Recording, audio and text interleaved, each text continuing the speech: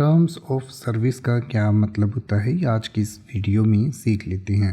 Terms of service का मतलब होता है सेवा की शर्तें या नौकरी की शर्तें। यानी कि आपको कोई भी व्यक्ति कोई सेवा देता है तो उसकी जो शर्तें होती हैं उस सेवा को अवेल करने के लिए या उस सेवा को देने के लिए, तो उनको टर्म्स ऑफ सर्विस कहा जाता है। शॉर्ट में TOS भी कहा जाता है। यानी कि the term of service, also commonly abbreviated as TOS, refers to a legal agreement between a service provider and a user of their service. These terms outline the rules, conditions, rights and obligations that both parties agree to abide by when using the service. यानी कि जैसे हम किसी भी service provider की कोई भी service लेते हैं तो आपके बीच में और सर्विस प्रोवाइडर के बीच में जो एक एग्रीमेंट होता है उसको टर्म्स ऑफ सर्विस कहा जाता है। उसमें साफ साफ सारी चीज़ें लिखी रहती हैं कि आपको क्या क्या करना है, क्या क्या आप कर सकते हैं, क्या क्या नहीं कर सकते हैं, क्या आपके राइट्स हैं, क्या आपके ऑब्लिगेशंस हैं।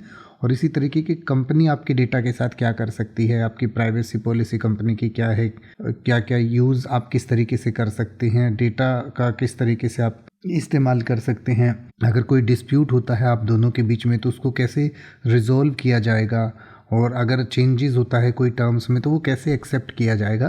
तो ये सब चीज़ें जो होती हैं वो किसी भी सर्विस को यूज़ करने के लिए जो आपको टर्म्स या शर्तें लगाई जाती हैं उनको टर्म्स ऑफ सर्विस कहते हैं। इसलिए आपने देखा होगा आप जो भी ऐप इंस्टॉल करते हैं या किसी वेबसाइट पर जाते हैं तो वहाँ पर आपसे टर्म्स ऑफ सर्विस एक्सेप्ट करवाई जाती हैं। यानी कि आप एक टिक करते हैं और एक्सेप्ट करते हैं, भले ही आप पढ़ें ना पढ़ें लेकिन आपको पढ़ना चाहिए।